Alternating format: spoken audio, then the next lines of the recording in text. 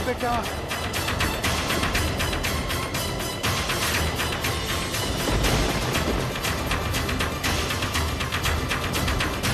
सागर। दादा, हाँ दादा, ये क्या करता नहीं आप? कहाँ आप चलिए यहाँ से, हम ना बारिश होता दादा। आप सागर दादा, हाँ बेटा, फेरा रुकल है ना, हम ना बारिश होता। आवा बेटा।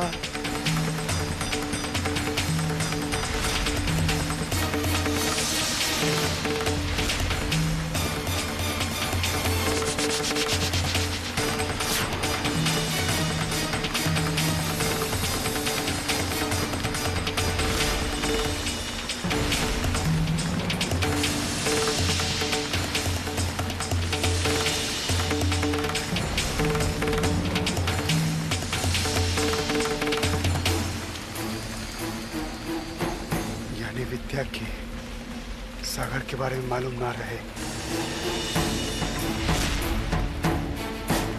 अरे त धोखा बा। अरे धोखा कैसन? ऐसन अनपढ़ गवार लड़की के त ऐसे ही दुल्हा मिले के चाहिए।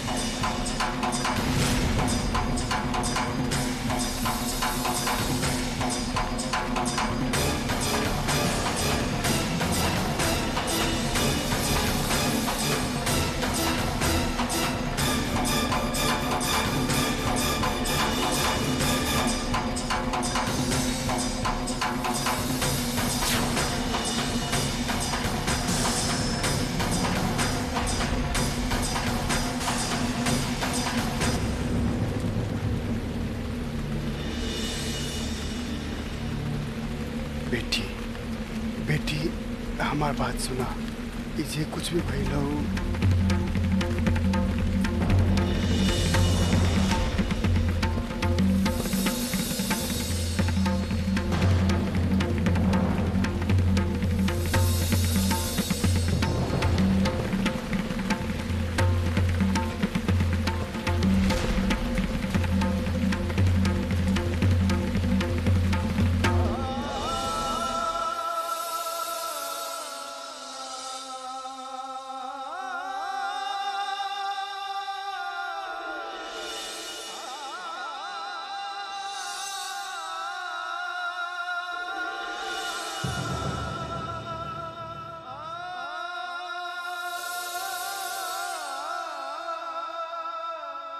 सब हमार गलती बा। हम ही चिट्ठी के मतलब गलत निकाल ली और तोरा से कह देली कि सब कुछ ठीक बा। विद्या, विद्या हमरा के माफ करता। सब कुछ हमरा वजह से भइल बा।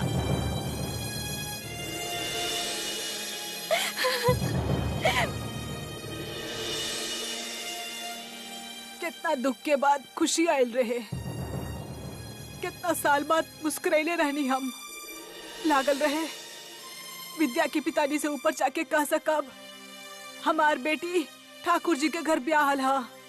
अब हमके चिंता करे के कोनो जरूरत ना हा। लेकिन सब खत्म हो गई लागत। सब खत्म, सब खत्म हो गई। मजा आ गई हमरा के। अरे जा मोहल्ला वाला में मिठाई बांट दा। का हो गया तोके? शादी भइल त मिठाई कौन बात की? अरे दैया रे दैया, फुटल किस्मत हमार। शादी न भइल एही के खुशी में। अरे इतना साल से हम भोलेनाथ के दूध चढ़ा रहल बानी, ऊ का हमर बाटली है। सुना, बड़ा ठाकुर ए वक्त बहुत हिलल बानी। उनका हमनी के बतावे के बा कि हमनी उनकर कितना वफादार बानी। हम उनका कहब कि ऊ यहाँ से खाली हाथ ना जाई है। ऊ यहाँ दुल्हन लिए आयल बाड़े से उनका के मिली। हमनी के सालू छोटा ठाकुर से बियाह करी। काहे? मम्मी, हमको ना मैट से काहे शादी करब? नो। अरे शादी तो तोहार माई भी करी। अरे सुनो तो। तू चुप रहा जी। अरे तोहार वज्र बुद्धि में ओ कोठी के शान शौकत ना दिख रहा का? तोहार का ठाठ होई सालू। अरे तो का भइल जे लड़का पागल बा? तू त रानी बनबू ना। हाँ, सुनो सुनो एगो बात, छोटा ठाकुर से का कहे के बा? का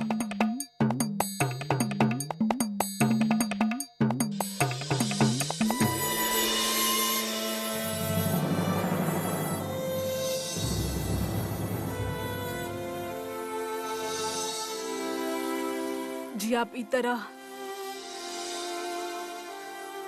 विद्या के तू देखले रहो वहाँ कैसन निगाह से देखत रहे वो हमार तरफ। ओकरा विश्वास के बहुत गहरा चोट पहुँचेले हैं हम। लेकिन हम तो ओकरा चिट्ठी लिखले रही हम ओकरा वो जानत हैं, किंतु हमके खुद ओकरा पास जाके सारी बात ओकरा स्वयं बतावे के चाहत रहे। अपना स्वार्थ में तो हमें माने लेनी कि ओकरा सब कुछ पता है और ई बियाह से ओकरा कोनो आपत्ति ना है। ई का कर देली हम, एक साथ दू को जिंदगी के बर्बाद कर देली हम। देखी आप मन मत छोटा करी, हम एक बार विद्या से चल के फिर बात करत हई, वो शायद हमनी के माफ कर दी। चली हम चल के बात कर लेते हैं, इससे पहले कि सिंदूरा और बाकी के लोग यहाँ आ जाए। आई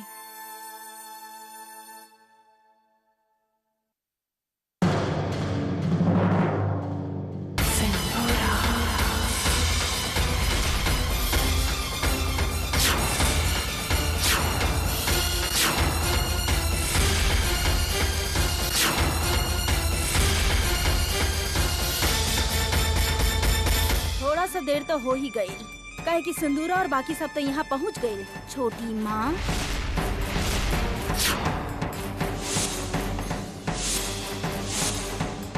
आखिर आप अपन सौतेलापन दिखाई दे। आपके का लागल हमनी के हमार ओ आई एम सॉरी, हमनी के आपके सागर की चिंता नहीं खे। कहले रही ना हम आपसे कि आपन ही कमाल के आइडिया के अपन पासे रखी, और फिर भी आप सिंदूरा दी के बात ना मानी। का प्लान बने ले रही पापा आप? बहन के पीठ पीछे भाई की शादी काहे जान सके नहीं हम? सिंदूरा दी, आज मौसम बहुत खराब बा। आज सारा हवाई जहाज अंदर ही उड़ी और हम भी अपन जहाज अंदर ही उड़ाऊ।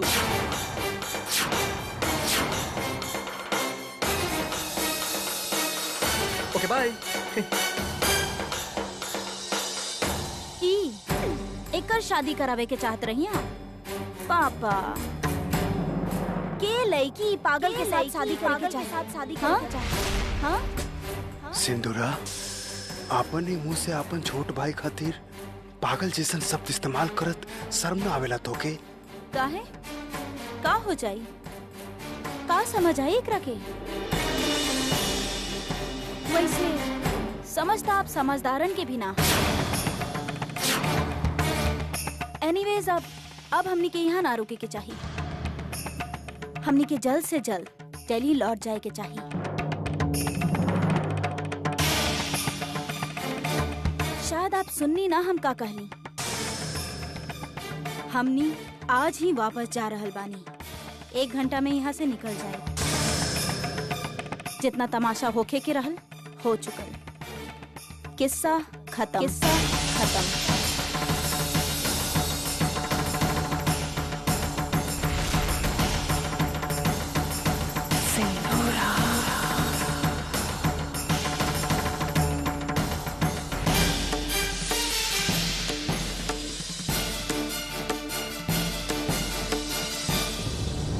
हम ऐसे चुप ना बैठा,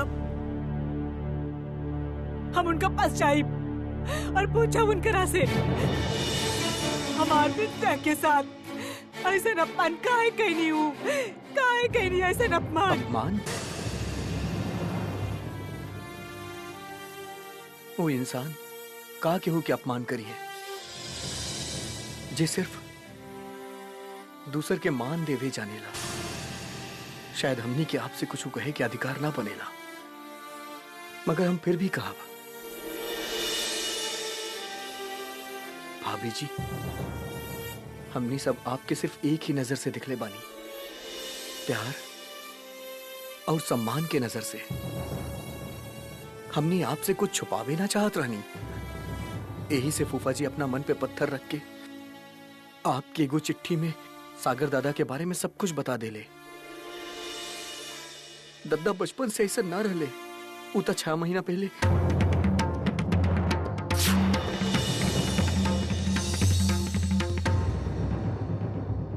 खैर हमने यहाँ से कुछ ही देर में चल जाए। अगर आपके एक पल खातिर भी ऐसा लागल होके कि ठाकुर जी के प्यार और सम्मान में तनी भी सच दिखल होके, तो सिर्फ उनकरा से एक बार मिलनी, उनके अपना दिल के बोझ हल्का कर लेवे दी। ना तो वो जी ना पाई है।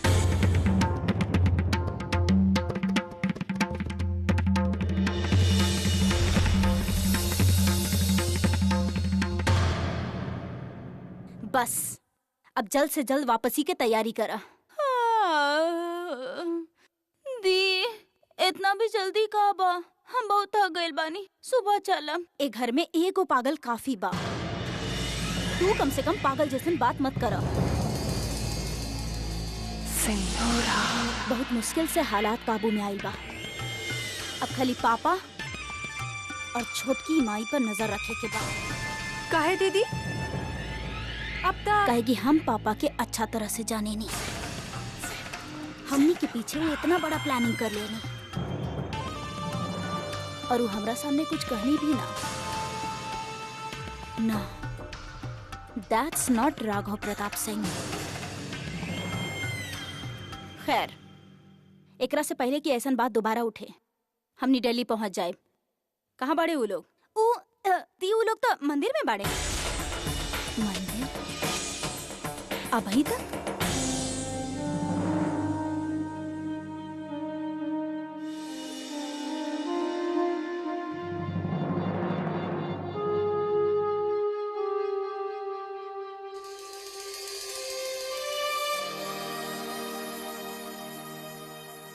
फूफा जी, हम भाभी से मिले गए रहनी, उनकरा से हम कहने की आपसे एक बार मिले खातिर। अब पता न वो आपसे मिले आई हैं कि ना। ओकरा पूरा हक नाराज होवे के हमरा से, लेकिन हम जब तक विद्या से अपन मन की हर बात ना कह दे, हम यहाँ से कहीं ना चाहिए। ओकरा बाद वो जे फैसला करल चाहत या कर सकेली।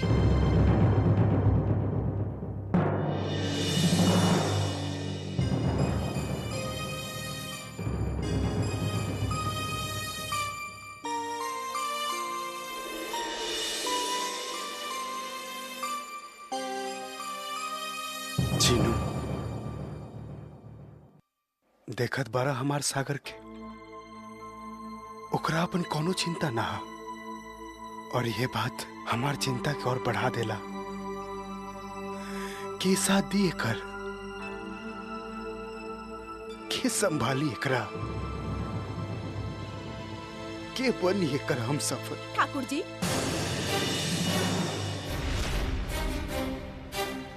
आप चिंता में उलझ जाइब और आपके वफादार खड़ा खड़ा तमाशा देखी हैं। हरगिज ना। ठाकुर जी, छोटा ठाकुर से बियाह हमार शालू करी।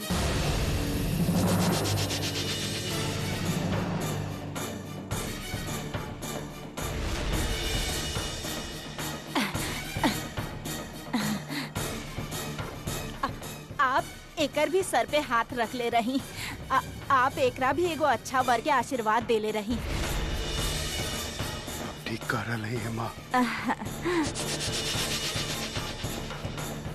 हम सालू के अच्छा वर के आशीर्वाद दे ले रही, और ये कारण है कि हम आपके प्रस्ताव स्वीकार ना कर सकते हैं।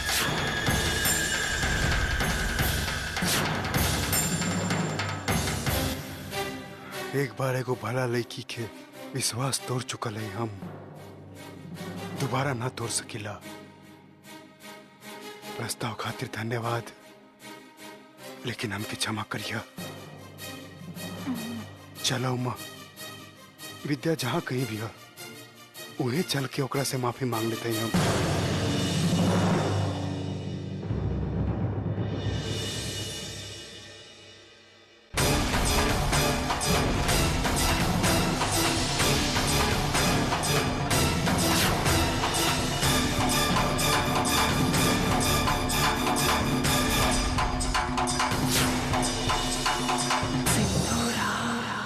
पापा और छोटकी माँ के इतना वक्त काहे लग रहल बा? मंदिर ही गइल बानी ना।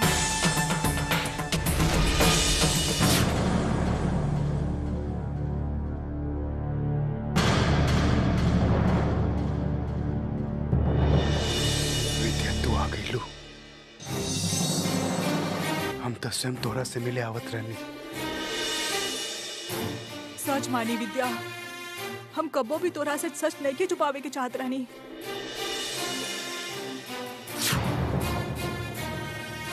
पर शायद हमके तोहरा से और कौशल्या से मिलकर सब कुछ साफ साफ कर लेवे के चाहिए। तो के याद है तू हमरा से एक बार काले रहोगी, तू सागर के योग्य ना हो। और आज हम तो के काल चाहते हैं कि हम हमार परिवार तुहार योग्य ना है। फिर भी हम चाहत रहनी कि तू हमार घर के बहू बना, काहे कि हमके लागत रहे कि तू ही वो लेकी हो जिस सागर के कभी वो अकेला कभी बेबस ना हो देबू। सागर हमेशा से ना रहे बेटा, बहुत ही समझदार प्यारा लड़का रहे। हमके लागत रहे कि तू ओकर साथ देबू तो शायद फेनू पहला जैसे हो जाए। पर हम तोरा पर कोनो जोर ना डालब बेटा। ठीक है, अब जैसन भी सागर के भाग्य है। बस जाए से पहले इतना और कहल चाहब बेटा कि हम तो के अपन बेटी की तरह प्यार कैले हैं और करत रहब। तोरा पर कोनो लालचा ना, कोनो कलंक ना। तू अपन जीवन दोबारा शुरू कर सकेलू। अब कैसे करी नया जीवन शुरू? आप तो ओकरा आजाद कर देनी। वो आजादी से इतना का मिली? कुछ हो ना। हम अपन गलती स्वीकार करीला बहन जी। बेटा कहा हमके माफ कर पैबू।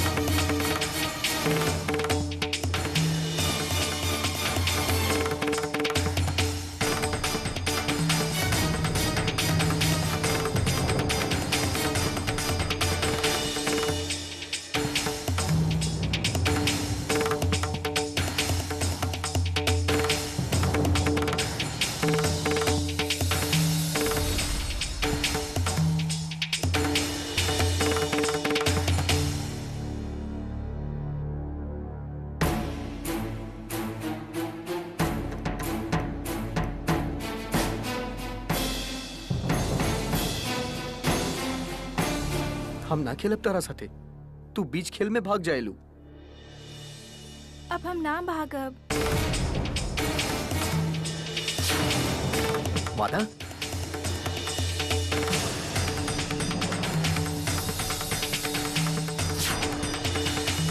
वादा। मंगलम भगवान विष्णु मंगलम गरुड़ध्वजा मंगलम पुंडरीकाक्ष मंगलाय तनोहरि।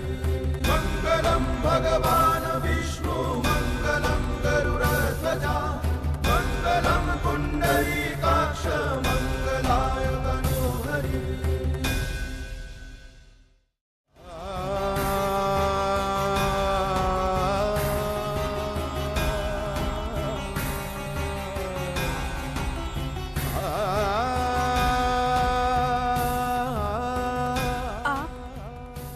फैसला अपन मर्जी से ना कर सकत हई। काहे चाहत रहनी आप कि हम आपके घर के बहू बनी, काहे कि आपके हमरा पर विश्वास रहे। तब फिर आप हमके छोड़ के जाए के बाद सोचने भी कैसे। हम आपके साथ चलब, आपके बहू बनके।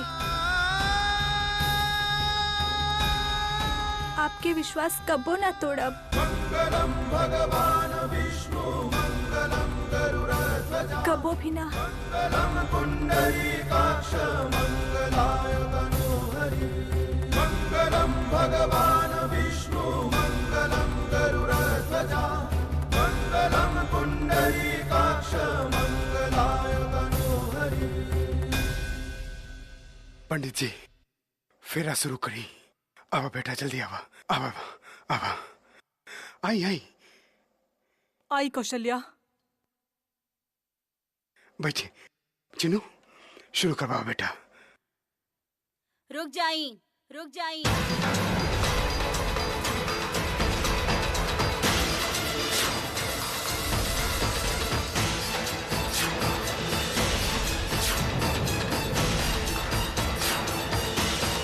जौन शादी एक बार अधूरा रह गइल रहे, ओकरा पूरा करे के कौनो जरूरत नहीं।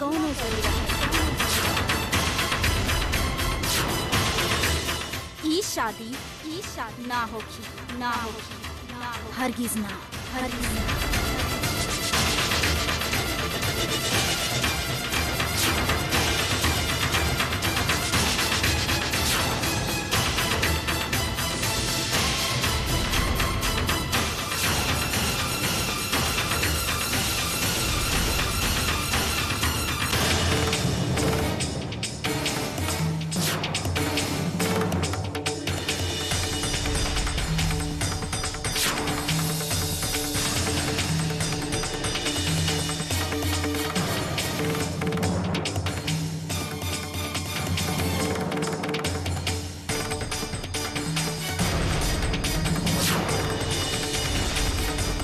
हम जानत ही हमरा बेटा खातिर का उचित है और का अनुचित।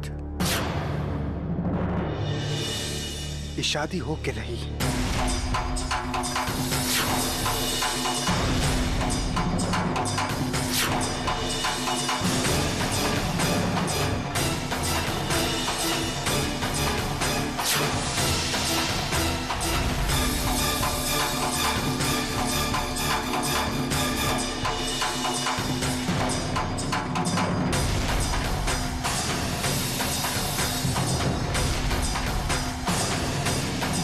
जब बड़ बूढ़ सही और गलत के पहचान करल भूल जाले तो छोट के भी उनका के समझाइल पड़ेला पापा। सागरी शादी ना करी।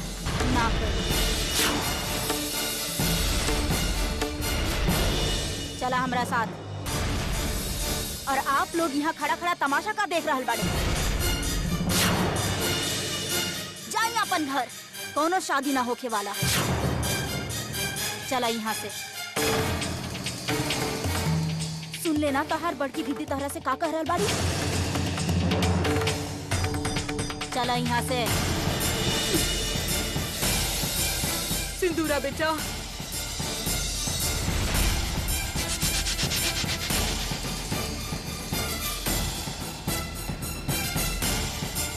रुक जा सिंदूरा। सिंदूरा पापा।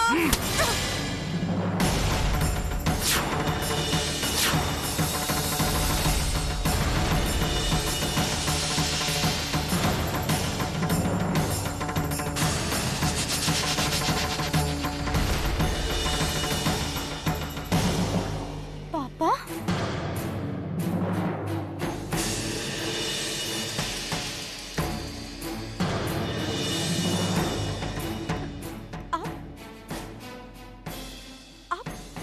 हमरा ऊपर हाथ उठेनी,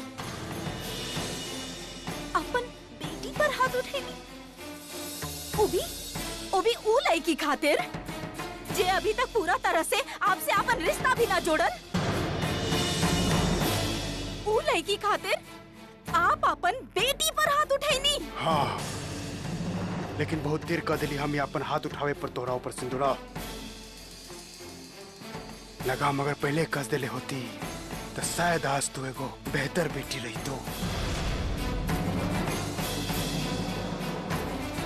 तू हमार लार और प्यार के हमार कमजोरी समझ लो। बहुत साली है हम, अब ना साहब।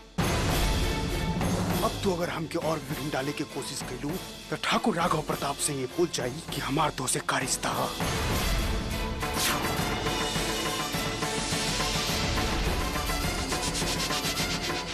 ये का कह रहा है आप? कुछ तो होश से काम ली। हम ठीक कहा थे उमा। याद रखिए सिंदूरा, अगर तुहार पिता तो के कुछ दे सकेला तो तुझसे छीने की भी ताकत तो रखेला। और तो दोनों भी हमार बात के कांट बांध के रखला। अब अगर आप लोग यहाँ रुकल चाहते हैं तो ठीक है, वरना जा सकते हैं, लेकिन सागर की शादी विद्या से ही हुई।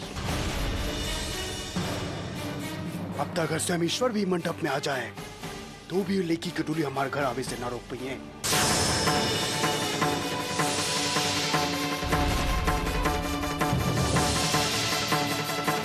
आओ बेटा।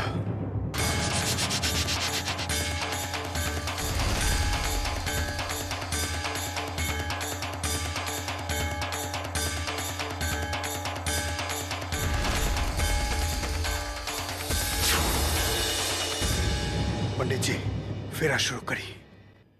ओम मंगलम भगवान विष्णु मंगलम गरुड़ध्वज मंगलम पुंडरीकाक्ष मंगलाय तनोहरि मंगलम मंगलम मंगलम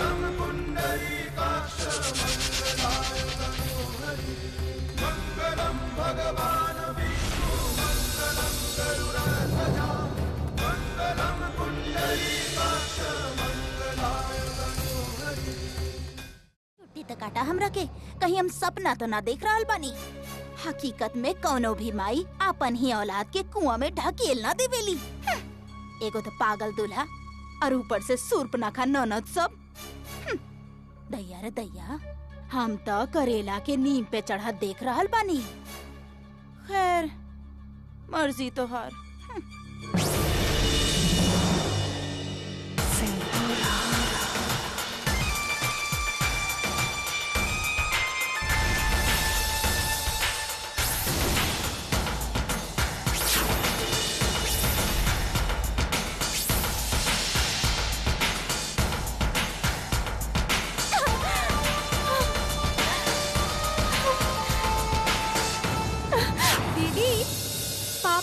थप्पड़ मार के अच्छा ना कहीं नहीं।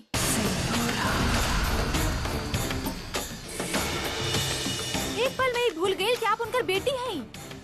आज पता चलल कि ई घर में का हैसियत है आपके। I mean हमार हमके तो लागत था वो विद्या ना पापा के ऊपर कोनो जादू टोना कैले। हाँ, वरना पापा के इतना हिम्मत कि भरल बिरादरी में सबके सामने आपके इज्जत के धज्जियां उड़ा देलस।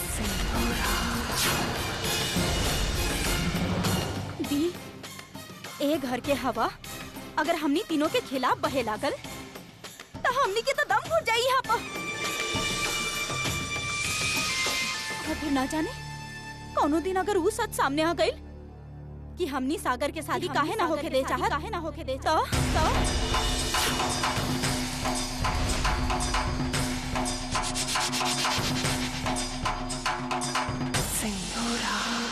पापा, आपसे और ये दुनिया से वादा है ये हमारा कि हम सिंदूरा सिंह आपके अरमान के कबो पूरा ना हो, कबो ना। अच्छा बहन कौशल्या, अब हमके अपन बहू के अपन घर ले जाए क्या क्या थी? अरे ऐसे कैसे? हमनी छोटा लोग सही, बाकी हमनी की भी रस्म रिवाज हो खेला। कुंवर कलेवी के रस्म तो करवावे के पड़ी। यही बहाने सारा बिरादरी के लोग कुंवर जी के दर्शन भी कर ली। जैसन आप कहीं, आप दुल्हा दुल्हन के अपन घर ले जाके अपन रस्म पूरा कर ली। सागर बेटा अभी तो विद्या के साथ जाके होकर घर देखा, बाद में चिन्नू के साथ आ जाइए। अब दूल्हे राजा वापस आवे खातिर पहले यहाँ से प्रस्थान तो करी। चली।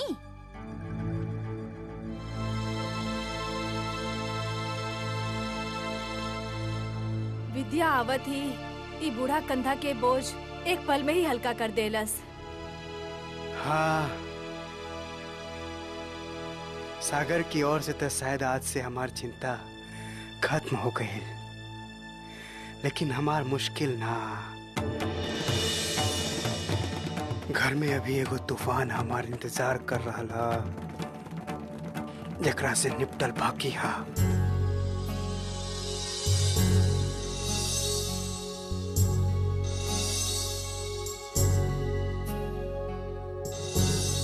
विद्या, तोहरा से एगो बात पूछे के हा।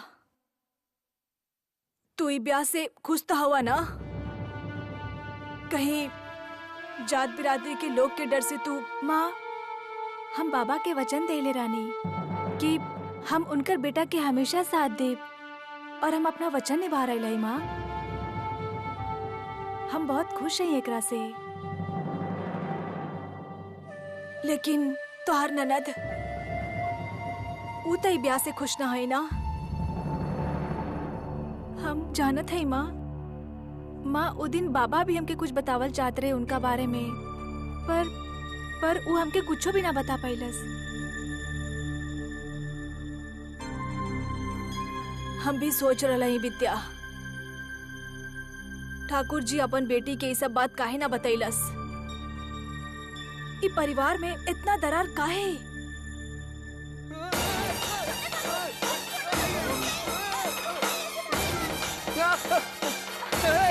छोटे ठाकुर, छोटे ठाकुर, छोटे ठाकुर रुक जाइए, ऐसे भागी मत।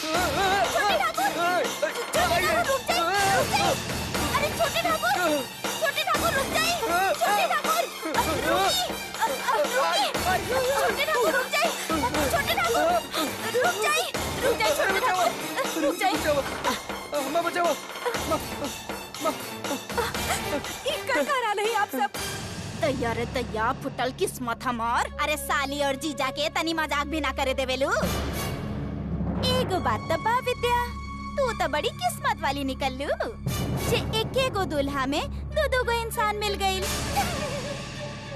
ओ का कहल जाला? हाँ, डबल इन वन।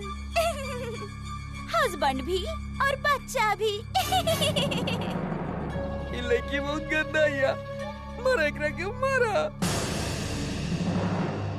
भाभी जी,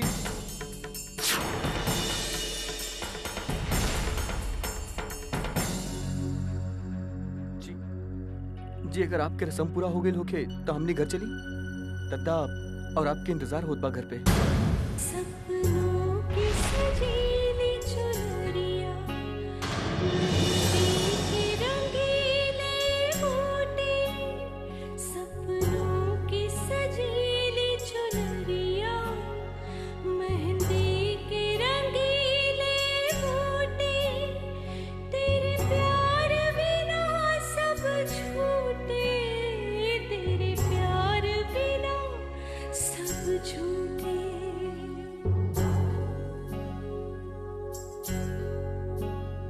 पाँव की झनकती झांझर, हाथों के खनकते कंगन। तेरा रास्ता देखे अपन साथ अपन ससुराल वालन के ख्याल रखी हा। अब तो हर खातिर उहे सब कुछ हा।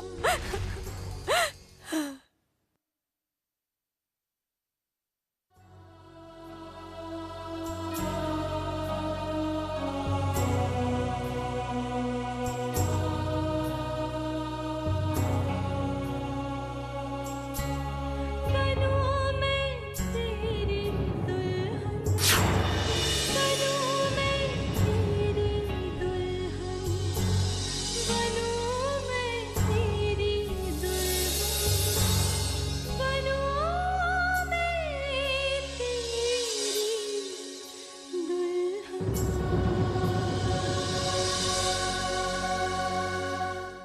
दुल्हन के स्वागत के सारा तैयारी हो गई। ये सब लोग कर रहा है ना, तो आप काहे परेशान हो रहा है? अरे का बात करत रह तू? सागर के दुल्हन घर में आ रहा, हम न चाहिए ओकरा स्वागत में कोनो कमी रह जाए। बेटा, आप लोग तैयार ना पहले अभी तक? भाभी के स्वागत ये कपड़ा में करबा? माफ करी है पापा, बाकी हमनी के केहू ऐरा गैरा के स्वागत करे के कोनो शौक नहीं के। और आपकी का लागेला कि सागर के ए बात के एहसास बा कि अब वो केहू के पति बन चुकल बा? ना पापा, कुछो ना पता ओकरा के। अरे ओकरा तो अपन नाम के मतलब पता नहीं है, फिर शादी के मतलब का समझ पाई? सिंदूरा, सागर शादी के मतलब के जानेला कि ना जानेला, लेकिन हमार सबके भलाई ये में हा कि हम इस शादी के सच के स्वीकार कर ली। शादी? कैसन शादी पापा? आप तो बहुत बड़ा ज्ञानी बानी। का आप इतना भी ना जाने ले कि जौन ब्याह में 2 बार गठबंधन जोड़ा जाए वो शादी शादी ना कहलावेला। बेटा, शादी 2 इंसान के पास लावेला और सच्चा मन से अग्नि के सामने कल गई हर वादा मान्य होला। विद्या नहीं, वादा पूरा सच्चा मन से कैले हा। अगर आप तीनों आपन मन के अंदर झांक के देखबा तो जान जाइबा कि आपन भाई के सागर के साथ कितना सौतेला व्यवहार करता रहा। पापा फूफा जी, दौड़ भाभी आगे बढ़े।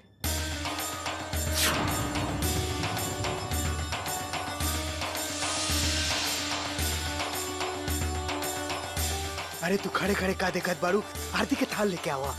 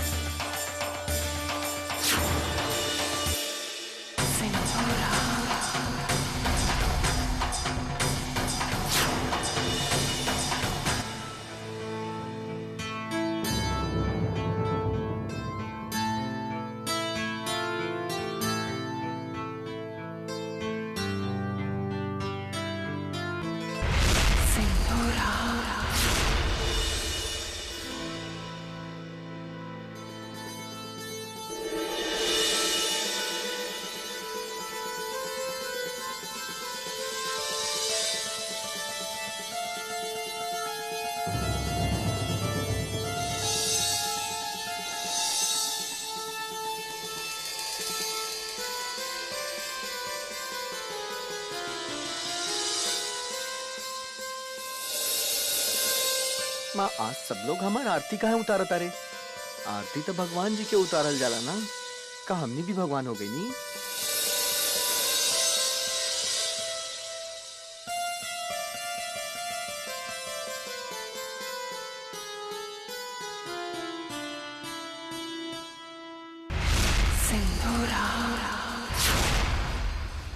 बेटा, ये घर में तो बेटी बन के कई बार एलू, लेकिन आज दुल्हन बन के आवे से दिल के बहुत ही सुकून मिलला। दुल्हन, ई कलश के सीधा पैर से गिरा के अंदर आवा, अंदर आवा।